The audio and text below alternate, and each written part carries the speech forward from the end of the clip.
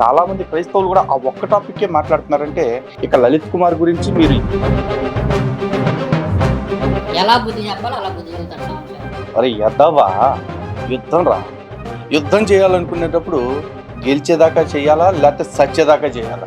ఈ క్రమంలో నా గ్రంథాలని వక్రీకరించిన నిన్ను వాయి తీసి వదిలిపెడతా. వ్యాసుల వారి యొక్క శ్లోకాన్ని నాకు కౌంటర్గా చేసే ప్రయత్నం చేశాడు సామిగడు. అలంకార రూపంగా చెప్పబడటం అంటే ఏంటో తెలుసా? నీ బైబిల్ భాషలో చెప్పాలి అనగానే యెహోవా ఆరు వీడు టిక్ పెట్టించిందని చదివి పకోడి మాటలు మాట్లాడే నీకే అనుకుంటే. అండ్ ఎస్, పుస్తకం గురించి కంటెంట్ గురించి యుద్ధం చేద్దామా? చేద్దాం. దానా డాష్ గా అన్ని చూసుకుందాం.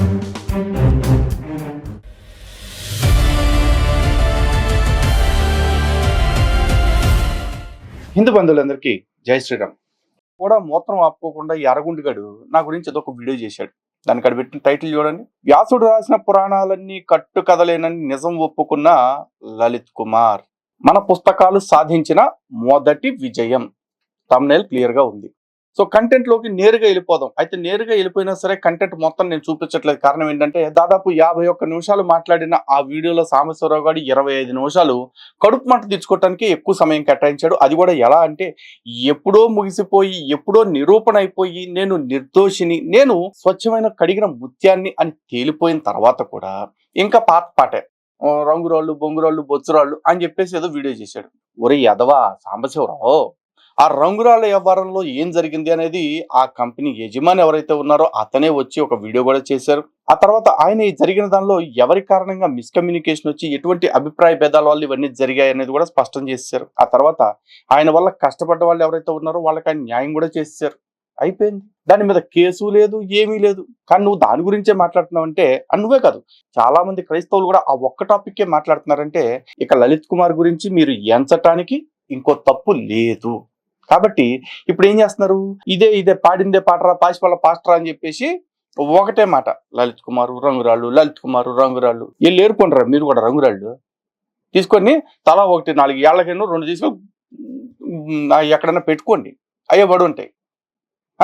పైగా ఈడు మళ్ళీ బంపర్ ఆఫర్లు ఇస్తా ఉన్నాడు వీడియోలో, ఒకసారి చూడండి. సాంబశివరావుకి ఎప్పుడైనా ఒక అలవాటు ఉంది, మర్యాద కానీ అమర్యాద కానీ. అది నువ్వు మర్యాద కానీ గౌరవం కానీ ఏదైనా కానీ నువ్వు ఎంతైతే నాకు మర్యాద ఇస్తావో దానికి 2 రెట్లు ఎక్కువ మర్యాద ఇస్తారు ఎవరికైనా సరే. నువ్వు ఎంతైతే అగౌరవంగా సాంబశివరావు గురించి మీరు ఎవరైనా అంత అగౌరవంగా మాట్లాడతారో దానికి 2 కాదు 4 రెట్లు అగౌరవంగా కాదు. ఎలా బుద్ధి చెప్పాలో అలా బుద్ధి చెబుతాడు సాంబశివరావు. ఎట్రా ఆఫర్లు ఇస్తున్నావు? కొత్తగా అన్న వ్యాపారం మొదలెట్టే వాళ్ళ లంగాలు లుంగిలని. అరే ఎద్దవా, యుద్ధం రా. యుద్ధం చేయాలనుకునేటప్పుడు గెలిచేదాకా చేయాలా లేకపోతే సచ్చేదాకా చేయాలా? అంతేగాని ఆ సాంబశివరావు గారు మనం నీతిమంతంగా యుద్ధం చేసుకుందాం అంటే నేనేమో కాగితపు కత్తితో పొడుస్తాను, మీరేమో ఆ ఆకులతో పెన్ను కత్తితో పొడవండి అని చెప్పేసి అనుకోకూడదురా సన్నాసి. గుర్తుపెట్టుకో, యుద్ధానికి ఉండే ఒకటే ప్రిన్సిపల్, అయితే గెలిచేదాకా యుద్ధం చేయి లేదా చచ్చేదాకా యుద్ధం చేయి. అంతేగాని నాటకాలు చేయొద్దు. బొంగులోది నీ బొచ్చులో మర్యాద కోసం నేను వీడియోలు చేయట్లేదురా. నువ్వు చేసిన తప్పుని తప్పు అని చెప్పడానికి చేశాను రా ఎదవా. నీ పుస్తకాల్లో నువ్వు రాసేవే భూత్ అని చెప్పేసి ఆ తప్పులన్నిటిని ఎక్స్పోజ్ చేయటానికే నేను ఈ వీడియో సిరీస్ స్టార్ట్ చేశాను. నువ్వు చేసిన ప్రతి తప్పుని, నువ్వు రాసిన ప్రతి తప్పుని నేను ఎక్స్పోజ్ చేసి తీరతా. ఈ క్రమంలో నా గ్రంథాలని వక్రీకరించిన నిన్ను వాయి తీసి వదిలిపెడతా. నువ్వేదో అన్నావు కదా, చెప్పుతో కొడతా బొచ్చుతో కొడతా అని చెప్పి నా బొచ్చు పేకరా వచ్చి ఆరగుండుగా. నీ తొక్కలో కడితే నాకు బేరాలేంట్రా? ఏంట్రా బేరాలు నీతో నాకు కౌంటర్ చేస్తా అన్నావు, చేయి, అది నీకున్న రైట్. కానీ నువ్వు బేరాలు చేయటాలు, హెచ్చరికలు చేయటాలు ఇవన్నీ తీసుకుపోయి నువ్వు చదువు సంజలు లేని వాళ్ళకి చెప్పుకుంటా ఉంటావు. అఫ్కోర్స్ నువ్వేదో చదువు సచ్చినోడు అనుకుంటారు. నీలాంటి చదువు సంజలు లేని వాళ్ళు ఎవరైతే ఉంటారో వాళ్ళకి చెప్పుకో, నాకు కాదు. ఈ వీడియోని కౌంటర్ అని చెప్పేసి అంటూ ఈడు మళ్ళీ అడ్డంగా దొరికిపోయాడు. వీడు ఎంత ఎదవా, దాన్ని ఎంత దారుణంగా వీడు వక్రీకరించేశాడు మన గ్రంథాలని అనేది ఈ వీడియోలో మళ్ళీ దొరికాడు. మళ్ళీ దొరుకుతాడు. అలాంటిది వీడు పుస్తకాలు వీడు దొరకడం. అలా అని చెప్పి మనం చూపించగానే అబ్బో తప్పైపోయింది లలిత్ కుమార్ గారు, మీరు అన్ని నా గుండెకి ఇచ్చారు, నన్ను మొత్తం ఎక్స్పోజ్ చేశారు అని ఒప్పుకుంటాడని మనం అనుకుంటున్నామా? ఒప్పుకోడు. ఎందుకంటే వీళ్ళు అన్నీ తెలిసే మన గ్రంథాల్లో తప్పులు లేవని అర్థం చేసుకుని కూడా వక్రీకరించే ప్రయత్నం చేశారు. కారణం ఏంటి అంటే ఈ కామెంట్లలో చూడండి చాలా మంది అన్నా నువ్వు తోపన్నా, అన్నా నువ్వు తురుమన్నా, అన్నా నువ్వు బొంగన్నా, అన్నా నువ్వు బొచ్చన్నా అని చెప్పి తగ్గిచ్చేస్తున్నారు. ఆయన నెత్తిమే బొచ్చు లేకపోయినా ఆయన తెగ పొగిడేస్తా ఉన్నారనమాట. అయితే ఇక్కడ వీళ్ళందరూ అర్థం చేసుకోవాల్సిన ఒక విషయం ఉంది. వీళ్ళంతా కూడా డబ్బులకి అమ్ముడుపోయి, విదేశీయుల బిస్కెట్లకు అమ్ముడుపోయి, ఈడు మతం మారింది కాకుండా ఈడిలాగా ఇంకా కనీసం ఒక 10,000 మందినన్నా మతం మార్చొచ్చు కదా. ఎందుకంటే అందరూ చదువుకున్న వాళ్ళు కాదు, అందరూ విఘ్నత కలిగిన వాళ్ళు కాదు. ఆ విఘ్నత లేని వాళ్ళే మనం వాస్తవాలు చెప్తుంటే దాన్ని అర్థం చేసుకోకుండా అయ్యో నీ పురాణాలు కల్పితమని ఒప్పేసుకున్నాడు లలిత్ కుమారు అంటూ దాన్ని కూడా వక్రీకరించుకుని సునకానందం పొందేస్తా ఉన్నారు. అరే గుర్తుపెట్టుకోండి, ఆధ్యాత్మికత విషయంలో మిమ్మల్ని మీరు మోసం చేసుకుంటే నష్టపోయేది మీరే, నేను కాదు. ఈ అరగుండుగాడు అంతకంటే కాదు. అలాగే ఈడెవడో కూడా మిమ్మల్ని ఉద్ధరించేవాడు కాదు. భగవద్గీతలో శ్రీకృష్ణ పరమాత్మ స్వయంగా చెప్పిన మాట, ఉద్ధరేతాత్మనాత్మానం నా ఆత్మానం అవసాధయేత్ ఆత్మయుహి ఆత్మనో బంధువు ఆత్మైవరి పురాత్మన అన్నారు. అంటే నీ ఆత్మని ఉద్ధరించుకోవాలంటే అది నీ వల్లే సాధ్యం. కారణం నీ ఆత్మే నీకు బంధువు, నీ ఆత్మే నీకు శత్రువు. అంతేగాని ఈ అరగుండుగాడో లేకపోతే ఇంకో పావుగుండుగాడో వచ్చి చెప్పేస్తే వాళ్ళ మాయమాటలు నమ్మి మోసపోతే నష్టపోయేది మీరే. సో నేరుగా ఇంకా వీడి టాపిక్ లోకి వెళ్ళిపోదాం. వీడు ఏం మాట్లాడాడు వీడియో అనేది ఆల్రెడీ చెప్పాను కదా. రంగురాల్లో వ్యవహారం మీకు క్లారిటీ కావాలనుకుంటే దానికి సంబంధించిన పాత వీడియో డిస్క్రిప్షన్ లో ఇస్తున్నాను, దాన్ని చూసుకోండి. నాకు మళ్ళీ రిపీట్ చేసే ఓపిక లేదు. ఈడు మాట్లాడిన సబ్జెక్ట్ లోకి వెళ్ళిపోదాం. రారా అరగుండుగా. కానీ వాళ్ళకి అర్థమైపోయి సైలెంట్గా ఉన్నారు, తేలు పుట్టిన దొంగల్లాగా. కానీ ఈ లలిత్ గాడు పాపం ముందుకు వచ్చాడు. వాడు ఇట్లా బ్రాండ్ అంబాసిడర్గా మారుతాడు మన బుక్స్ కానీ నేనైతే ఊహించలేను. ఇది ఒక ఊహించని హఠాత్ పరిణామం అనమాట. లలిత్ గారు గురి నవ్వేదన్నా స్వచ్ఛంగా నవ్వరా, స్పష్టంగా నవ్వరా. నువ్వు నవ్వుతున్నావో లేకపోతే సత్యం ముందు సావ్ ఎక్స్ప్రెషన్ ఇచ్చేవాడు అర్థం కావట్లేదు, దిక్మాల మొక్కవాడు. అయినా నేను నీ పుస్తకాలకి బ్రాండ్ అంబాసిడర్ గా మారాను అనుకుంటున్నావు. పో అమ్ముకోపో, నా పేరు చెప్పుకుని 100 పుస్తకాలు ఓకేనా. బతుకు పోరా నా పేరు చెప్పుకుని. పెద్ద ఘనకార్యం చేసినట్టు ఫీల్ అయిపోతా ఉన్నాడు. ఈ రోజున ఒకటి అర్థం చేసుకో, నేను మాట్లాడకపోయినా హిందువులకి ఈడు బాగా విషం నూరి పోస్తా ఉన్నాడు అనమాట. ఈడి వల్లే బుక్స్ బయటకు వస్తున్నాయి అన్నట్టుగా. నేను మాట్లాడకపోయినా సరే ఈడి ఛానల్లో పుస్తకాల గురించి ప్రచారం చేస్తూనే ఉన్నాడు. ఆడి ఛానల్లో కూడా 90,000 మంది సబ్స్క్రైబర్స్ ఉన్నారు. అంటే జనాలన్నీ నమ్మకపోయినా ఎంతో కొంతమంది నమ్ముతున్నారు. ఆ నమ్మే వాళ్ళలో 900 మంది లేదు 90 మంది వాళ్ళు ఈ పుస్తకాన్ని నిజం అనుకుంటే సరిపోదా? కాబట్టి 90 మంది కాదు, ఒక్కళ్ళైనా సరే ఈ పుస్తకాలను నిజమని నమ్ముతూ ఉంటే అటువంటి వాడికి కూడా నిజాన్ని తెలియచెప్పటానికి నా వంతు ప్రయత్నం నేను చేస్తున్నాను. దీనివల్ల నష్టం ఎక్కువ కలుగుతుందా లాభం ఎక్కువ కలుగుతుందా అని బేరీజ్ చేసుకుని చేయడానికి నేను వ్యాపారం చేయట్లేదు రా అరగుండుగా. నేను చేస్తుంది ధర్మం గురించి చేస్తున్నా. ఆ ధర్మం గురించి చెప్పేటప్పుడు నీలాంటి వాడు అధర్మంగా రాసిన మాటలు ఏవైతే ఉన్నాయో వాటన్నిటి గురించి నేను కౌంటర్లు ఇస్తా. దీనివల్ల నీ పుస్తకాలు ఒక 100 ఎక్కువ సేల్ అవుతున్నాయి అనుకో, అది తాత్కాలికమే. కానీ నీ పుస్తకాన్ని చదివిన ప్రతి హిందువు కూడా అరే లలిత్ కుమార్ ఇలా చెప్పాడా ఈ వీడియో గురించి, ఈ పుస్తకం గురించి, ఈ టాపిక్ గురించి, ఒక అరగుండుగాడు ఎంత ఎదవా, ఆడు నమ్ముతున్న దేవుడు ఎంత ఈడు అంతకంటే పోరంబోక అని ఎవరన్నా అనుకుంటే అలాంటి ఒక్కళ్ళ చాలదా నాకు. దీనికి పిసికేసుకోమాక, అర్థమైందా? సరే రండి ఇక టాపిక్ లోకి వెళ్దాం. ఎందుకంటే మొత్తం 51 నిమిషాల్లో కంటెంట్ ఉండేది కేవలం 5 నిమిషాలే. మిగతా 45 నిమిషాలు కూడా నన్ను తిట్టడానికి, నా మీద కడుపు మంట తీర్చుకోవటానికి తప్ప ఏ బొచ్చు లేదు ఇక్కడ. అన్నిటికంటే ముందు నాకు చాలా సంతోషంగా ఉందిరా, నువ్వు అన్నావు చూడు పురాణాలన్నీ కూడా కల్పితాలే అన్నావు చూడు. అబ్బా ఎంత బాగుందో వినటానికి ఆ మాట. మహాభారతాన్ని ఇతిహాసము అని చెప్పిన వ్యాస భగవానుడు ఈ పురాణాలని ఇతిహాసము అని చెప్పలేదు. వ్యాసుడు మహాభారతాన్ని ఇతిహాసం అన్నాడు కానీ పురాణాలను ఇతిహాసం అనలేదుగా. భలే చెప్పారు నువ్వు. చెప్పు. అవునా? మరి వాస్తవం అది మాత్రం ఎగ్జాక్ట్లీ కరెక్టే నువ్వు చెప్పింది. ఒక్క పురాణం దగ్గర ఆగిపోకూడదురా మీరు. వేదాలు, ఉపనిషత్తులు, తర్వాత ఈ రామాయణం, మహాభారతం ఇట్లాంటివన్నీ మీ యొక్క వాంగ్మయం ఏదైతే మీరు రాసుకున్నారో ఇవన్నీ కూడా కట్టుకథలే. మీరు పురాణాల దగ్గరే ఆగిపోయారు, అంటే ఒక వికెటే పడింది. ఒరే నీకు స్పష్టత ఏడ్చిందా? ఇప్పుడు ఏమన్నావు? ఇవన్నీ కల్పితాలే అంటున్నా లలిత్ గాడు అన్నావు. నిజానికి నేను అక్కడ కల్పితం అన్నానా కల్పితం అనలేదా అనేది నా వీడియో చూస్తే నీకు అర్థమవుద్ది. కానీ ఆ వీడియో నువ్వు చూపించకుండా కల్పితము అని చెప్పేసి అన్నావు. పోనీ తర్వాత నువ్వైనా లలిత్ గారు చెప్పింది అబద్ధం అనే స్టాండ్ కొన్నావా? లేదు, లలిత్ కుమార్ గారు కరెక్టే చెప్పాడు, అది కల్పితాలే అంటున్నావు.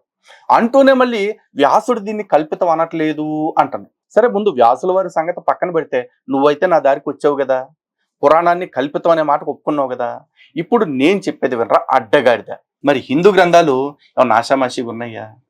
20,500 మంత్రాలతోటి వేదం ఉంది, 4 వేదాలు. జాగ్రత్తగా వేదం, యజుర్వేదం, సామవేదం, అధర్వణ వేదం, 108 ఉపనిషత్తులు. అంటే ఆ వేదం యొక్క సారం అంతటినీ కూడా తీసుకుని వేదాంత రూపంలో 108 ఉపనిషత్తులుగా అందించారు. ఎందుకంటే మొత్తం వేదం అర్థం చేసుకోవటం అందరికీ సాధ్యం కాదు కాబట్టి. పోని ఆ ఉపనిషత్తులు మరి అందరికీ అర్థమవుతాయో లేదో అని చెప్పేసి ఆ ఉపనిషత్తుల యొక్క సారాన్నంతా కూడా కథల రూపంలోకి తీసుకువచ్చి పురాణాల కింద అందించారు.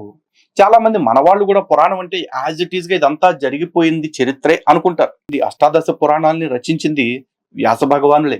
అలాగే మహాభారతం లాంటి ఇతిహాసాన్ని రచించింది కూడా వ్యాస భగవానుడే. కానీ మహాభారతాన్ని ఇతిహాసము అని చెప్పిన వ్యాస భగవానుడు ఈ పురాణాలని ఇతిహాసము అని చెప్పలేదు. ఎందుకంటే ఇతిహాసము అంటే ఇది ఇలాగే జరిగింది అని అర్థం. కానీ పురాణాలన్నిటిని కూడా యథాతథంగా ఇది ఇలాగే జరిగింది అని తీసుకోవటానికి లేదు. పురాణానికి 5 లక్షణాలు చెప్పారు. సర్గశ్చ ప్రతిసర్గశ్చ వంశో మన్వంతరాణిచ వంశానుచరితం చైవ పురాణం పంచలక్షణం అని చెప్పేసి. అంటే మొట్టమొదట సృష్టి జరుగుతుంది. అందులో బ్రహ్మ మానస పుత్రులు కావచ్చు, మనువులు కావచ్చు, వీళ్ళకి సంబంధించి ఉంటుంది. ఆ తర్వాత ప్రతిసర్గ అంటే మానవ సృష్టితో పాటు ఇతర జీవుల యొక్క సృష్టి జరుగుతూ ఉంటుంది. దాని గురించి ఎక్స్ప్లెయిన్ చేస్తారు. ఆ తర్వాత ఈ భూమి మీద పాలించిన వంశాల గురించి, ఆ తర్వాత మన్వంతరాల గురించి. ఎందుకంటే 6000 సంవత్సరాల క్రితం భూమి పుట్టిందనుకుని ఈ 6000 సంవత్సరాల మకిల్లోనే బతుకు, ఈ మకిల్ని ప్రపంచంలో ఉన్న అన్ని మతాలకి అంటగట్టాలని చెప్పేసి మిగతా మతాల చరిత్రని కుదించేస్తున్న సంకుచిత క్రైస్తవ భావజాలం ఏదైతే ఉందో అలాంటి భావజాలం ఉన్న వాళ్ళకి ఈ మన్వంతరాలు, కల్పాలు అంటే అర్థం కాకపోవచ్చు. అవన్నీ అభూత కల్పనలాగా అనిపించవచ్చు. వీళ్ళు నమ్మినా నమ్మకపోయినా కాలం యొక్క అనంత వాహినిలో మన్వంతరాలు, కల్పాలు, యుగాలు ఎన్నో జరుగుతా ఉన్నాయి. ఇవన్నీ కూడా నిజం. అటువంటి మన్వంతరాల గురించి, ఆ తర్వాత ఈ మన్వంతరాల్లో వచ్చిన మహర్షులు కావచ్చు, చక్రవర్తులు కావచ్చు, రాజులు కావచ్చు, అటువంటి వంశాల యొక్క చరిత్రల గురించి వీటిల్లో వివరించబడుతూ ఉంది. ఇవి మాత్రమే పురాణాల నుంచి మనం యథార్థంగా తీసుకోవాల్సినవి. ఇవన్నీ కూడా ఒకే కల్పానికి సంబంధించి ఉండవు. ఒక్కొక్క కల్పంలో జరిగిన ఘట్టాలని ఒక్కొక్క పురాణంలో ఎక్స్ప్లెయిన్ చేయటం జరుగుతుంది. వాటిని బట్టి ఆ పురాణాల యొక్క పేర్లు కూడా పెట్టడం జరిగింది. కూర్మ పురాణము, మత్స్య పురాణము, ఈ విధంగా. కానీ ఇవేవి తెలుసుకోకుండా ఇలాంటి వాళ్ళు ఈ మధ్యలో దేవుళ్ళ పేర్లతో వస్తున్న కథలన్నీ కూడా పట్టుకుని ఇవన్నీ యాజిటీస్ జరిగిపోయినాయి, దేవుళ్ళు బూతులు చేశారు, దేవుళ్ళు తప్పులు చేశారు, పాపాలు చేశారు అని చెప్పేసి తప్పుడు ప్రచారాలు చేస్తూ ఉంటారు. నిజానికి భగవంతుడికి రూపమే లేనప్పుడు, ఎందుకంటే భగవంతుడు నిరాకారుడు, అంటే ఈ సృష్టిలో ఆయన కాని రూపమే లేదు. అసలు రూపమే లేని భగవంతుడు అంటే ఈ సృష్టిలో తనది కాని రూపం అంటూ లేని భగవంతుడు ఒక రూపాన్ని ధరించి ఉన్నాడని, ఆ రూపంతో మరో రూపంలో తానే ఉన్న ఆ భగవంతుడు ఆ తానైన ఇంకో రూపంతో తప్పు చేశాడంటూ మాట్లాడటం. ఎందుకంటే ఏకో వై బ్రహ్మన్ అద్వితీయం అని వేదం చెప్తున్న మాట. అలాగే ఏకం సత్ విప్రా బహుదా వదంతి అంటే ఉన్న ఒకే ఒక్క సత్యాన్ని ఋషులు రకరకాల పేర్లతో పిలిచారు అని చెప్తున్న ఆ ఒక్కటైన పరతత్వాన్ని అనేక విధాలుగా చూస్తున్న హిందువుల యొక్క విశ్వాసాన్ని అదునుగా తీసుకుని ఆ పురాణాల ద్వారా ఏదైతే నీతి కథల్ని, అంటే ఇందులో జనరల్ గా ఒక కథ చెప్పేటప్పుడు మీరు మంచి వాళ్ళంటే మీకు నచ్చుతుంది, ఇంకొకళ్ళు చెడ్డవాళ్ళంటే వాడికి నచ్చకపోవచ్చు. అందుకే వాళ్ళు వీళ్ళు ఎందుకని పరమాత్ముడి యొక్క రూపాలనే పాత్రలుగా మార్చి మనకి సందేశాన్ని ఇచ్చారు. ఏ సందేశాన్ని ఇచ్చారు అంటే వేదం ఏదైతే విలువలు చెప్తుందో ఆ వేదం యొక్క విలువల్ని కథల రూపంలో చెప్పారు. ఇదే పురాణం. కానీ దీన్ని అర్థం చేసుకోలేక మన పురాణాల్లో మన దేవతల యొక్క పాత్రల్ని అవమానిస్తూ ఇలాంటి వాళ్ళు తప్పుడు కువ్యాఖ్యానాలు చేస్తా ఉన్నారు. నిజానికి వీడు మాట్లాడిన మాటకి ఇంత బారు కౌంటర్ నేను ఇవ్వాల్సి వచ్చింది అనుకున్నా. ఏం లేదు, ఆల్రెడీ మాట్లాడిన వీడియోని మరొకసారి వినిపిస్తే చాలు. ఇది మరోసారి వినిపించినా కూడా అర్థం కాలేదు అంటే వాడికి అర్థం చేసుకునే స్ట్రేచర్ లేనప్పుడు వాడికి ఎంత చెప్పినా అర్థం కాదు. కానీ ఈడు ఈ వ్యాఖ్యానానికి కూడా తప్పుగా అర్థం చెప్తూ, ఈడు అర్థం చెప్తే పర్లా, ఈడు కామెంట్లు పెట్టే గురువందలు కొన్ని ఉన్నాయి గొర్రెలు, వాళ్ళు అక్కడ మన ఛానల్లో కూడా వచ్చి అంటే పురాణాలు కల్పితం అని చెప్పావన్నమాట. ఒరే, పురాణాలు కల్పితం అని చెప్పలేదురా. పురాణాల్లో కొన్ని ఘట్టాలు ఏవైతే ఉన్నాయో ఆ ఘట్టాలని ఉపబ్రహ్మణాలుగా చెప్పారు. అంటే ఇంగ్లీష్ లో మీకు అర్థమయ్యే ఆ ఎంగిలి భాషలో చెప్పాలి అంటే మెటాఫారికల్ లాంగ్వేజ్ అంటారు. అంటే రూపకాలంకారములో లేదా అది పోలికల రూపంలో చెప్పారు. ఈ మెటాఫారికల్ లాంగ్వేజ్ ని మీ బైబిల్ భాషలో, మీ దిక్కుమాలిన భాషలో చెప్పాలి అంటే మీరు అంటారు కదా ఆత్మీయ అర్థం అని చెప్పేసి, అట్లాంటి ఆత్మీయార్థం లాంటిది ఇది కూడా. కానీ మీ బైబిల్ మొత్తం మీద ఎక్కడా కూడా ఈ బైబిల్ని అక్షరార్థంలో చదవకూడదు, ఆత్మీయ అర్థంలో చదవాలి అని చెప్పేసి మీ బైబిల్ రాసిన తాగుబోతులు ఎవరైతే ఉన్నారో, అదే ద్రాక్షారసం దాగేవాళ్ళు ఎవరైతే ఉన్నారో ఆ ద్రాక్షారసం దాగినోడు ఎవడు కూడా తిన్నగా చెప్పలా. మీకు చివరాఖరికి ఆ ద్రాక్షారసం బ్యాచ్ని ప్రేరేపించిన పరిశుద్ధాత్మ ఏదైతే ఉందో ఆ పరిశుద్ధాత్మ కూడా ఈ టాపిక్ మర్చిపోయాడు. కానీ పాదిరిగాళ్ళు ఉంటారు కదా, ఈ పాస్టర్ గాళ్ళు, ఇట్లాంటి సాంబిగాళ్ళు లాంటి సోదరిగాళ్ళు, వీళ్ళు దాన్ని కవరింగ్ చేసుకోవటం చేతక బైబిల్ని అక్షరార్థంలో చదివితే అర్థం కాదు, ఆత్మీయ అర్థంలో చదవాలి అని చెప్పేసి యదోసొల్లంతా చెప్తా ఉంటారు. దానికి ఈడుప్పుడు వ్యాసుల వారి యొక్క శ్లోకాన్ని నాకు కౌంటర్గా చేసే ప్రయత్నం చేశాడు సాంబిగాడు. ఆ వ్యాసుల వారి యొక్క శ్లోకాన్ని వాయుపురాణం నుంచి తీసుకుని నాకు ఎట్లాంటి కౌంటర్ ఇచ్చాడు చూడండి ఒకసారి. ఇంకా అవకాశం లేక దాన్ని కవర్ చేసుకోవడానికి పురాణాలన్నీ కూడా కల్పిత కథలే, కట్టు కథలే అని మాట్లాడే స్థాయికి వచ్చారు. పురాణాలన్నీ కూడా కట్టు కథలే అని చెప్పేసి లలిత్ గాడు బల్ల బుద్ధి మరి గంటాపదంగా చెప్తా ఉంటాడు అందరు. అయితే వీడి మాటని, లలిత్ గాడి మాటని శాస్త్రాలు కూడా ఒప్పుకోవట్లా, శాస్త్రాలు ఒప్పుకోడు, వ్యాసుడు కూడా ఒప్పుకోవట్లా. వీడు వ్యాసుడి మీద నెట్టేశాడు కానీ గవక్కన వ్యాసుడు కూడా ఒప్పుకోవట్లా. నేను ఒకసారి ఒక మాట ఉంటుంది, నేను చదివి వినిపిస్తాను చూడండి మీకు. ఈ డైలాగ్ బాగా గుర్తుపెట్టుకోండి, వ్యాసుడు కూడా ఒప్పుకోవట్లేదు అన్నాడు చూసారా, అది గుర్తుపెట్టుకోండి. వ్యాసుడు రాసినటువంటి వాయుపురాణంలో ఏముంది, ఏమని రాశాడు వ్యాసుడు అంటే, చెప్పరా? వాయుపురాణం పూర్వ భాగం 1వ అధ్యాయం 203వ శ్లోకంలో ఏమని ఉంటుందంటే, ఇక్కడ ఈ రెఫరెన్స్ ఎక్కడదో అనుకుంటున్నారేమో, ఈడికి ఎవడో టిక్కు పెట్టేస్తాడు, దాన్ని యాస్టీస్ గా చదివాడు, అందుకే ఈ రెఫరెన్స్ నెంబర్ కూడా తప్పు చెప్పాడు, అది కూడా చెప్తాడు. ప్రాచీన కాలంలో జరిగిన చరిత్రను బోధించేది పురాణమని అర్థం అని అంటున్నాడు ఇక్కడ. ప్రాచీన కాలంలో జరిగిన చరిత్రని బోధించేది పురాణం అని అర్థం. ఓకే, గుర్తుపెట్టుకోండి. ఇది ఎవరు రాశారు? వ్యాసుడు రాసినటువంటి పురాణం వాయుపురాణం. దీంట్లో ఏమంటున్నాడు, ప్రాచీన కాలంలో జరిగిన అని అంటున్నాడు ఇక్కడ వ్యాసుడు. ఈ ఒక్క పదాన్ని పట్టేసుకున్నాడు వీడు. మరి లలిత్ గాడేమో జరగలేదు, అవన్నీ కూడా కట్టుకథలు అని చెప్పేసి లలిత్ గాడు అంటాడు. పురాణాలన్నీ కూడా కట్టుకథలే అని చెప్పి వ్యాసుడు ఎక్కడ చెప్పలా. అర్థమైందా మీకు? ఈ 18 పురాణాలు కట్టుకథలరా బాబు నేను రాసినాయి అని చెప్పి వ్యాసుడు పాపం ఎక్కడ చెప్పాలి. కానీ వీడు లలిత్ గాడు వ్యాసుడి మీదకి నెట్టేసాడు పాపం. ఒరే యదవా, ఫస్ట్ ఆఫ్ ఆల్ వ్యాసుడే కాదు, నేను కూడా ఇవన్నీ కట్టుకథలని చెప్పలా, ఇవన్నీ మెటాఫారికల్, అంటే అలంకార రూపంగా చెప్పబడ్డాయి అని మాత్రమే చెప్పా. అలంకార రూపంగా చెప్పబడతాం అంటే ఏంటో తెలుసా? నీ బైబుల్ భాషలో చెప్పాలి అనగానే యెహోవాకి 2 పెళ్ళాలు ఉండెను, ఓహోలా ఓహోలిబా అని, ఆ ఇద్దరు కూడా అవి కనపడ్డోడు తల్లా పొడిపించుకున్నాయి, కనపడ్డోడు తల్లా పిసికించుకున్నాయి, ఇంత భారీ కావాల్సి వచ్చినాయి వాటికి అని చెప్పేసి చెప్పారు.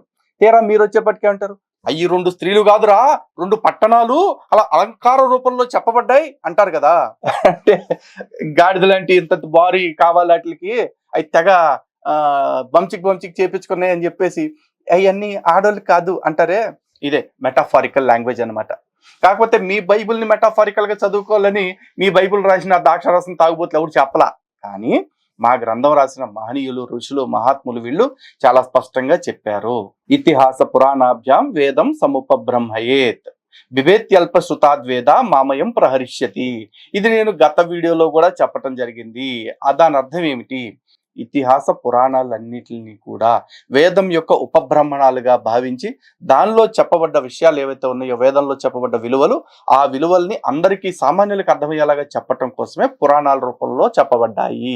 ఎవరైతే తనని సరిగా అర్థం చేసుకోలేని వాళ్ళు ఉంటారో అటువంటి వాళ్ళు వేదాన్ని ఎక్కడ అవమానిస్తారో అని చెప్పేసి వేదం అనిత్యం భావిస్తూ ఉంటుంది. అందుకని అట్టి వైదిక విలువలన్నిటిని కూడా పురాణ రూపంలో అందచేశారు.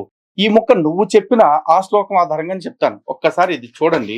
వాయు పురాణము పూర్వభాగం 1వ అధ్యాయం అని చెప్పేసి అంటున్నాడు. నిజానికి అది 203వ శ్లోకం అని చెప్పి రాశాడు, కాదండి అది 197వ శ్లోకం. కానీ దానికంటే కాస్త ముందుకు కూడా మనం వెళ్ళి చదవాలి కాబట్టి ఒక్కసారి ఈ పేజ్ మొదటి నుంచి చూద్దాం. ఉత్తమ జ్ఞానరాశియగు ఈ పురాణమును పూర్వము బ్రహ్మ చెప్పి ఉండెను. ఇక్కడ ఏం మొదలు పెట్టారు? వ్యాసుడు ఇది నా సొంత రాత అని చెప్పట్లా. పూర్వం బ్రహ్మదేవుడు ఈ విషయాలను చెప్పి ఉన్నారు. రుద్రుడు ద్విజులను అనుగ్రహించుట కొరకు అవతరించుట, పాశుపత యోగములు, స్థానములు, లింగోద్భవము, శివుడు నీలకంఠుడగుట అను విషయములు కూడా దీని యందు కీర్తింపబడును. ధన్యము కీర్తినిచ్చునది ఆయుర్దాయమునిచ్చునది అగు ఈ పురాణము బ్రహ్మవాదియగు వాయుదేవుడు విప్రులకు చెప్పియుండెను. దీన్ని ప్రవచించుట, వినుట, విశేషించి కంఠస్థము చేయుట వలన పాపములు తొలగి పుణ్యములు లభించును. ఈ పురాణము ఇదే క్రమంలో చెప్పబడగలదు. ఇక్కడ పురాణం యొక్క ప్రాశస్త్యం కూడా చెప్పబడింది. ఈ పురాణాన్ని ఎవరన్నా చదివినా, చెప్పినా, ధారణ చేసినా, మననం చేసుకున్నా కూడా అలాంటి వాళ్ళందరికీ కూడా పాపాలు తొలగి పుణ్యం వస్తుంది. మరి ఆ పుణ్యం ఎందుకు వస్తుంది ఆ తర్వాత కూడా చదవండి. ఈ చదివే క్రమంలో ఒక్కసారి 195వ శ్లోకం ఇక్కడ విశేషంగా, అంటే మొత్తం అన్ని నేర్చుకోవాల్సినవే, కానీ 195వ శ్లోకాన్ని విశేషంగా మళ్ళీ చెప్పాలి. ఇతిహాస పురాణాభ్యాం వేదం సముపబ్రహ్మయేత్ బిభేత్యల్ప శృతాద్వేదో మామయం ప్రహరిష్యతి. ఇదే మహాభారతంలో వ్యాసుల వారు చెప్పిన సేమ్ శ్లోకం 195వ శ్లోకంలో ఇక్కడ కూడా చెప్పారు. ఆ తర్వాత 197వ శ్లోకాన్ని మాత్రమే తీసుకుని అరగుండుగాడు అర్ధ సత్యాలతోటి బతికేద్దాం ట్రై చేశాడు మళ్ళీ. కానీ రే ఆడు ఈడు టిక్కు పెట్టించిందని చదివి పకోడి మాటలు మాట్లాడే నీకే అంతుంటే మొత్తం చదివి మరి ముందు వెనకలు తెలిసి మాట్లాడే మాకెంత ఉండాలిరా. పైగా ఏంట్రా సవాళ్ళు చేస్తున్నావు అన్నావు. చేస్తానరా భయ్, నిజానికున్న నిజాయితీకున్న దమ్మది, చేస్తా. సరే చూద్దాం. విశాలమగు విషయమునైనను తేలికగా సంగ్రహముగా చెప్పుటకు వీలు పడును. ఎంత గొప్ప విశేషమైనా సరే దాన్ని తేలికగా సంగ్రహంగా, అంటే ఎంతవరకు చెప్తే అర్థమవుతుందో అంతవరకు చెప్పగలిగితే సరిపోతుంది. అందువలన ముందుగా సంగ్రహముగా చెప్పి తర్వాత విస్తారముగా వివరించెదను. ఎవరైతే ఇంద్రియములను జయించి ఈ పురాణములోని మొదటి పాదమును శ్రద్ధగా అధ్యయనము చేసేదరో వారు పురాణమంతను అధ్యయనము చేసిన ఫలము పొందెదరనుటలో సందేహము లేదు. క్లియర్గా ఏముంది ఇక్కడ? ఎవరైతే ఇంద్రియములను జయించి ఈ పురాణములోని మొదటి పాదమును శ్రద్ధగా అధ్యయనం చేసేదరో, ఇంద్రియములను జయించుట అనే మాట నీ గ్రంథంలో ఎక్కడ కనపడదు కాబట్టి నీకు ఇది కొత్తగా ఉండొచ్చు. ఇంద్రియములు అంటే మనిషికి పంచ కర్మేంద్రియాలు, పంచ జ్ఞానేంద్రియాలు ఉంటాయి. వాటిని అదుపులో పెట్టుకున్నవాడు పాపానికి దూరంగా ఉంటాడు. మనుషుల్నే వీటన్నిటిని జయించి ధర్మార్థ కామ మోక్షముల కోసం ప్రయత్నించమని చెప్తున్న మా గ్రంథాలు పాపాలు చేయమంటాయని, పాపాలు చేస్తాయని, దేవుడి రూపంలో ఉన్నవాడు పాపాలు చేస్తాడని ఎలా అనుకుంటున్నావురా? ఇక అసలు మెయిన్ మ్యాటర్ 193వ శ్లోకం. 4 వేదములను వేదాంగములతో ఉపనిషత్తులతో సహా అధ్యయనము చేసిన ద్విజుడైనను పురాణమును ఎరుంగని వాడైనచో అట్టివాడు పండితుడు కాజాలడు. ఎందుకో తెలుసా? ఎంత వేదాన్ని చదివినా, ఎంత ఉపనిషత్తును చదివినా అది కేవలం పండితుల వరకే ఉంటుంది. ఎప్పుడైతే పామరులకు సైతం వాటి విలువల్ని అధ్యయనం చేయించగలుగుతారో, ఎప్పుడైతే పామరుల చేత కూడా అటువంటి విలువల్ని ప్రాక్టీస్ చేయించగలుగుతారో అప్పుడు మాత్రమే ఆ పాండిత్యానికి అర్థం ఉంటుంది. అలా చేయాలంటే దానికి పురాణం మాత్రమే సాధ్యము, దానికి పురాణం మాత్రమే సాధనము. కాబట్టి పురాణం యొక్క గొప్పతనం ఆ విధంగా చెప్పారు. ఇక తర్వాత చూడండి. ఇతిహాస పురాణముల జ్ఞానముతో వేదమును విస్తారముగా వ్యాఖ్యానించవలను. చెప్పాను కదా, వేదము అల్పజ్ఞుడగు వ్యక్తి వలన ఈతడు నన్ను తప్పుగా వ్యాఖ్యానించునేమో అని భయపడుచుండును. ఎదవరే నీ గురించిరా, ఏనాటి వ్యాస భగవానుడురా? వ్యాస భగవానుడు అప్పుడే చెప్పాడు, వేదము ఈతడు నన్ను తప్పుగా వ్యాఖ్యానించునేమో. నువ్వు చేస్తాను చూసావు ఇప్పుడు తప్పుడు వ్యాఖ్యానము, అలా తప్పుడు వ్యాఖ్యానం చెయ్యునేమో అని చెప్పేసి భయపడుతుంటుందంట. మళ్ళీ ఇక్కడ అనొచ్చు వేదానికి భయం ఎక్కువ అని కూడా వ్యాఖ్యానించవచ్చు. అలాంటి వ్యాఖ్యానించే గాడిద కొడుకులందరికీ కూడా చెప్తున్నా, అరే భయపడతాము అంటే నిజాయితీ పరుడు ఎప్పుడూ కూడా భయపడుతూ ఉంటాడు. ఎందుకంటే తను చనిపోయినా తనకు భయం ఉండదు, కానీ తన మీద నింద పడితే తను తట్టుకోలేడు. మరి అలాంటి నిందలు వేదం మీద పడుతుంది అని చెప్పేసి వేదం ముందుగానే భయపడుతుందట. ఈ విషయం వేదం చెప్పడం కాదు, వ్యాసుడు చెప్పిన మాట. ఇప్పటికైనా అర్థమైసి వచ్చిందా నీకు? అది నీకు ఎప్పటికీ అర్థం కాదు. కనీసం ఈయన్ని గుడ్డిగా నమ్ముతూ గొర్రెల్లాగా బతుకుతున్న వాళ్ళు ఎవరైతే ఉన్నారో వాళ్ళకు ఇప్పటికైనా అర్థమైతే మీ ఆత్మని మీరు ఉద్ధరించుకోండి. మీరు నిజం వైపు కాకుండా మీరు నమ్మిందే నిజమని నమ్మే వైపే ప్రయాణం చేయాలనుకుంటే మీ కర్మ నేనేం చేయలేను. ఎందుకంటే మన వాదన మనం గెలిపించుకోవటం కోసం 100 చెప్పొచ్చు, కానీ గెలిచేది మాత్రం సత్యం ఒక్కటే. అది గుర్తుపెట్టుకోండి. సత్యమేవ జయతే, ఇది కూడా సనాతన ధర్మమే చెప్పింది. ఇలాంటి మాట నీ నల్లొట్టల పుస్తకంలో ఎక్కడైనా ఉంటే నువ్వు చూపించు. బ్రహ్మ స్వయంగా చెప్పిన ఈ అధ్యాయమును పునః పునః పఠించే వ్యక్తి ఆపదల నుండి విముక్తుడై అభీష్టమగు పుణ్యగతిని పొందును. ఇటువంటి పురాణాల్లో చెప్పిన ఘట్టాలన్నీ తెలుసుకుని నేర్చుకుని మనుషులు ఏమి చేయగలరు, ఏం చేయలేరు అనేది అర్థం చేసుకుంటూ, ఏమి చేయాలి ఏమి చేయకూడదు అనేది బేరీజు వేసుకుంటూ, చెయ్యకూడని పని చేయకుండా ఉండటం, చేయాల్సిన పని చేస్తూ వెళ్ళటం చేస్తే ప్రతి వాడికి కూడా ఇక జీవితంలో భయం అనేది ఉండదు. అదేవిధంగా వాడికి ఖచ్చితంగా పుణ్యకర్మలే చేస్తాడు కాబట్టి పుణ్యాన్నే ఫలితంగా పొందుతాడు. అది పురాణం యొక్క గొప్పతనము. ఇక ఆ తర్వాత వీడు చెప్పిన శ్లోకానికి వద్దాం. యస్మాత్ పురాహ్యాని తీదం పురాణం అనగానే వీడు వచ్చేసి జరిగిన చరిత్ర అని వ్యాసుడు చెప్పాడు చూసుకోండిరా అని చెప్పేసి ఆ చింకి కళ్ళని ఇంత పెద్ద చేసి చూపించే ప్రయత్నం చేస్తున్నాడు సన్నాసి. ఇక్కడ వ్యాసుడు ఏం చెప్పారో ఒకసారి చూద్దాం. పురా అనీతిథి పురాణము అంటే ఇది పూర్వం ఎప్పుడో జరిగింది కనుక దీన్ని పురాణము అంటున్నారు, పురాతనమైంది అంటున్నారు అన్నారు. నేను ఎప్పుడైనా కాదన్నారా? నేను అన్నదేంటి? ఇతిహాసానికి పురాణానికి ఉన్న తేడా చెప్తే, పురాణానికి ఉన్న 5 లక్షణాల గురించి చెప్పా. సర్గశ్చ ప్రతిసర్గశ్చ వంశో మన్వంతరాణిచ వంశానుచరితం చైవ పురాణం పంచలక్షణం. ఈ పంచలక్షణాలు పురాణంలో ఉన్నవన్నీ కల్పితాలని నేను ఎప్పుడన్నానరా? కేవలం పురాణాల్లో భగవంతుడికి అంటే దేవుళ్ళ మధ్య జరిగిన ఘట్టాలుగా చెప్పబడ్డవి ఏవైతే ఉన్నాయో అవన్నీ కూడా మనుషులకి విలువలు నేర్పటం కోసం రూపకాలంకారంలో అంటే మళ్ళీ చెప్తున్నా, మెటాఫారికల్ లాంగ్వేజ్ లో చెప్పటం జరిగింది. ఇదే కదా నేను చెప్పింది. ఆ ఒక్క పదాన్ని ఇడిచిపెట్టేసి అసలు మొత్తం పురాణమే కల్పితం అన్నా నువ్వు చెప్పటం, చించుకోవటం, గింజుకోవటం. పోనీ నువ్వేదో కామెంట్ కూడా ప్లే చేసి చూపించు ఒకసారి, చూడండి కావాలంటే. నీ వీడియో కింద అరే ఒక కామెంట్ వచ్చింది, నేను చదువుతా చూడ. చదవరా. ఏమన్నాడు ఇక్కడ? కృష్ణారెడ్డి గారు, పురాణ కథలు నిజంగా జరిగాయి, 1% మాత్రమే అర్ధవాదం, అది కూడా రుచి చెప్పాడు. పురాణాల్లో రామాయణం, భారతం ఉన్నాయి, మీరు కొంచెం చూసుకోండి, లేదా సనాతన ధర్మం బేటలు పట్టడానికి మీరు కారణం అవుతారు.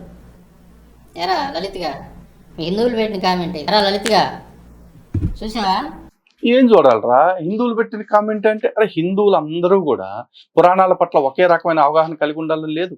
అలా అవగాహన భిన్నంగా కలిగి ఉన్న వాళ్ళందరూ కూడా ఇలా అర్థం చేసుకోవాలన్న ఉద్దేశంతో నేను ఈ వీడియో చేస్తా ఉన్నాను. ఇప్పుడు అతను చెప్పింది కూడా కరెక్టే. ఈ 99% పురాణాలన్నీ కూడా నిజంగా జరిగాయి, 1% మాత్రమే అర్థవాదం అన్నారు. ఆ 1%లో ఉన్న ఘట్టాలను తీసుకునే కదరా నువ్వు పుస్తకాలు రాసింది ఎదవా. అలాగే నేను కూడా ఈ పురాణం చెప్తున్న ఈ పంచలక్షణాల గురించి నేను తప్పుగా మాట్లాడలేదుగా. కానీ దేవుళ్ళ మధ్య జరిగిన ఘట్టాలు మాత్రమే నేను మెటాఫారికల్ అని ఎందుకు అంటున్నాను అంటే, భగవంతుడికి అవయవాలు లేవు, నిరంజనుడు, నిరాభాసుడు, అవ్యయుడు, సర్వాంతర్యామి, సర్వవ్యాపి, సర్వశక్తిమంతుడు, సర్వసాక్షి. ఇన్ని లక్షణాలు కలిగిన వ్యక్తి రూపాన్ని ధరిస్తాడా? అరిషడ్ వర్గాలకి అతీతంగా ఉండే భగవంతుడు. ఎందుకంటే భగవంతుడి యొక్క లక్షణాలు చెప్పేటప్పుడే ఐశ్వర్యస్య, సమగ్రస్య, యశస్శ్రియస్య, వైరాగ్యస్య అని చెప్పేసి చెప్తారు. 6 లక్షణాలు చెప్తారు. షన్నాం భగయితి అని చెప్తారు. ఈ 6 లక్షణాలే భగవంతుడు అని చెప్పేసి. అందులో వైరాగ్యం అనేది కూడా ఉంది కదా. అటువంటి వైరాగ్యంలో ఉండే భగవంతుడు అంట కొడుకుల్ని కన్నాడు, కూతుర్లు కన్నారు, వాళ్ళు గొడవలు పడ్డారు, యుద్ధాలు చేసుకున్నారు, ఒకళ్ళనొకళ్ళు నరుక్కున్నారు, కళ్ళమ్మ నీళ్లు పెట్టుకుని ఏడ్చుకున్నారు. మరి ఇవన్నీ పాసిబిలిటీ ఉంటుందా? ఒకవేళ పాసిబిలిటీ ఉంటుంది అంటే భగవంతుడి గురించి పైన చెప్పినవన్నీ అబద్ధాలని చెప్పండి. అలాగే ఇప్పుడు భాగవత పురాణం ఉంది, భాగవత పురాణానికి సంబంధించి వస్తే అది పూర్తిగా భగవంతుడికి సంబంధించింది. దాన్ని ఎందుకు నేను ఈ మెటాఫారికల్ అంటలా? ఎందుకంటే భగవంతుడు స్వయంగా అవతారాన్ని ధరించి రూపాన్ని దాల్చి భూమి మీదకి వచ్చాడు కాబట్టి యథాతథంగా జరిగింది. అలాగే మహాభారతంలో అదే పరమాత్మ ఉన్నారు కాబట్టి మహాభారతం కూడా నిజం. రామాయణంలోకి వచ్చేపాటికి సాక్షాత్తు శ్రీ మహావిష్ణువే శ్రీ రామావతారంలో భూమి మీదకి వచ్చారు. దాన్ని కూడా నేను అంగీకరిస్తున్నాను. ఎందుకంటే భగవంతుడు అవతారాలు దాల్స్తాడని, మమ్మల్ని రక్షించడానికి వస్తాడని చెప్పేసి మేము నమ్ముతున్నాం. అంతెందుకు, మా వేదం కూడా స్వయంగా చెప్తుంది పురుష సూక్తంలో, అజాయమానో బహుదా విజాయతే అని చెప్పేసి. అసలు పుట్టుకే లేనివాడు మన కోసం అనేక జన్మలు తీసుకుంటాడని చెప్పేసి మేము దాన్ని నమ్ముతున్నాం. కానీ నువ్వు ఇక్కడ చెప్పావు చూసావా, పైన వ్యాసుడు అదే మాట చెప్పారు, ఇతిహాస పురాణాభ్యం వేదం సముప బ్రహ్మయేత్ అని చెప్పేసి. మళ్ళీ కిందకొస్తే ఆ 3వ శ్లోకంలో ఉన్నదాన్ని మాత్రమే నువ్వు తీసుకుని మళ్ళీ వక్రీకరించే ప్రయత్నం చేస్తున్నావు. మళ్ళీ ఇప్పుడు దీని మీద మళ్ళీ వీడియో చేసి మళ్ళీ వ్యాసుడిట్ట అన్నాడు అని చెప్పేసి శవం ఎక్స్ప్రెషన్ ఇచ్చుకుంటా మళ్ళీ అదే వీడియో చేస్తావు. సరే, నీకెట్టాಗೂ సిగ్గులేదు. నీ వీడియో ఫాలో అవుతున్నోడి కన్నా సిగ్గుండాలిగా. ఇప్పుడు మతం మీద బతికేవాడు ఇలాంటి అబద్ధాలే చెప్తాడు. కానీ మతం ద్వారా లేదంటే ఆ మార్గం ద్వారా దేవుడి దగ్గరికి చేరుకోవాలి అనుకునేవాడు ఖచ్చితంగా సత్యాన్ని అన్వేషించాలి, సత్యాన్ని మొదట ఆమోదించాలి. అలా ఆమోదించాలి అంటే, అంగీకరించాలి అంటే దాన్ని అర్థం చేసుకోవాలి.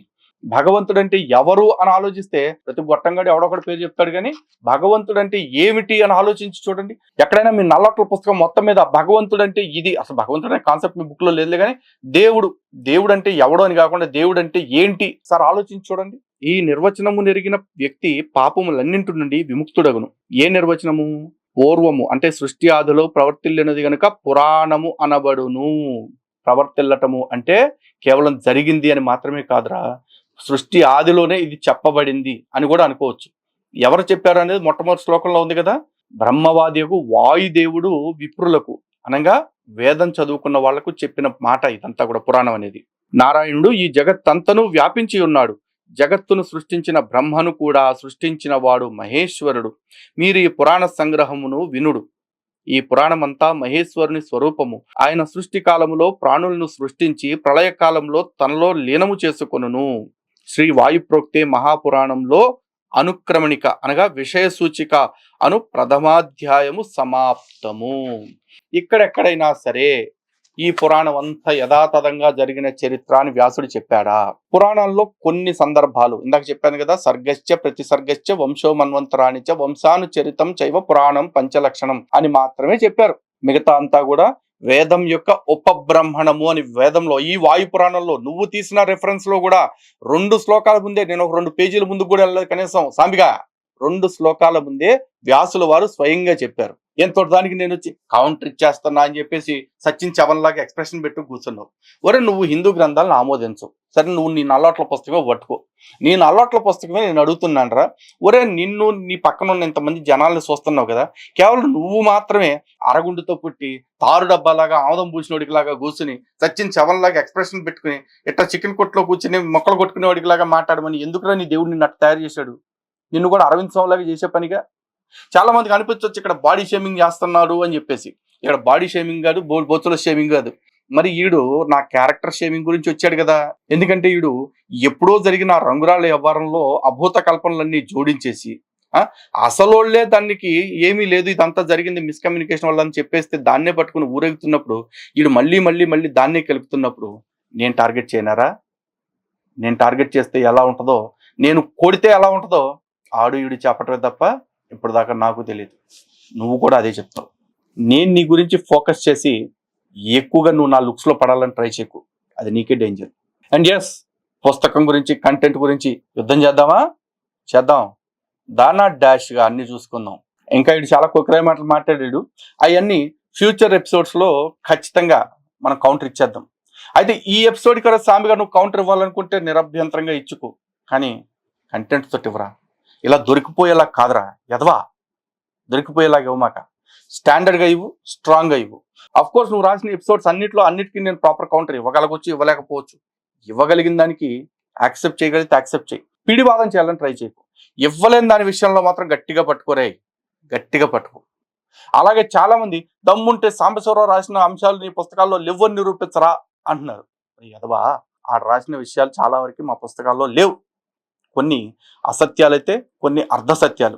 అంటే అక్కడ ఉన్న సత్యం ఒకటైతే వీడు అర్థం చేసుకున్న సత్యం ఇంకోటి. ఎందుకంటే వీడు అరమెదడుగాడు కాబట్టి వాటన్నిటికీ కరెక్ట్ కౌంటర్ వస్తుంది. ఆ కౌంటర్స్ చూసైనా మీరు యాక్సెప్ట్ చేయడం నేర్చుకోండిరా, నిజాయితీని, నిజాన్ని. అప్పుడు మీరు బాగుపడతారా. మీరు ఆ మతాన్ని విడిచిపెట్టడం వల్ల, సనాతన ధర్మంలోకి రావటం వల్ల నాకేం నయా పైసా రాదురా బాబు, నాకేం నయా పైసా రాదు. ఈడికిలాగా నేనేమి దశంభాగాలు తీసుకునేవాడిని కాదు, లేకపోతే హిందూ గ్రంథాలను తిడతానని, లేకపోతే క్రైస్తవ గ్రంథాన్ని తిడతానని, పుస్తకాల కోసం విదేశాల నుంచి డబ్బులు తెచ్చుకునే రకము కాదు. కేవలం మా ధర్మం కోసం పోరాటానికి మాత్రమే మేము పనిచేస్తా ఉన్నాం, దానికి మాత్రమే హిందువుల సహకారం అడుగుతా ఉన్నాం. ఎప్పుడు చూడు మా ఫండ్స్ మీద ఏడుపులు, మా డబ్బుల మీద ఏడుపులు, మేము పెట్టే ఫోన్పే, గూగుల్ పేల మీద ఏడుపులు. మరి మీకులాగా మాకు విదేశీ బొక్కలు లేవు కదరా, విదేశీ బ్యాంకులు అదేలే లేవు కదా మాకు దోచి పెడతానికి. మాకు ఏదున్నా మా వాళ్ళనే అడుగుతాం, ఎందుకంటే మేము పనిచేస్తున్న మా ఇంటి పని కోసం కాదు కదా, మా ధర్మం కోసం కాబట్టి మా వాళ్ళనే అడుగుతాం. మా పనిని చూసిన వాళ్ళు, మా పని నచ్చిన వాళ్ళు, మమ్మల్ని నమ్మిన వాళ్ళు మాకు ఇస్తారు. మధ్యలో నీ అరగుండేం పోయిందిరా బొత్సుగా, నీ గుండు తీసుకెళ్ళి నీ బొత్సుగడి, నీ గోచిగడి పెట్టుకో. అర్థమైందా? దారి. సో హిందూ బంధువులారా చూస్తున్నారు కదా, మనం ఎన్ని నిజాలు చెప్పినా వీళ్ళు ప్రచారం చేసే అబద్ధాన్నే నిజమని నమ్మించడం కోసం ప్రయత్నం చేస్తారు. బహుశా వాళ్ళ దగ్గర వ్యవస్థ ఉంది, దానికి తగ్గ వనరులు ఉన్నాయి, కానీ మనం ఏమీ లేకపోయినా ముందుకెళ్తూనే ఉంటాం. ఎందుకంటే నా వెనక మీరున్నారు కాబట్టి. దాంతోపాటు మన వెనక ధర్మం ఉంది, సత్యం ఉంది కాబట్టి. జై శ్రీరామ్, భారత్ మాతకి జై, సత్యమేవ జయతే.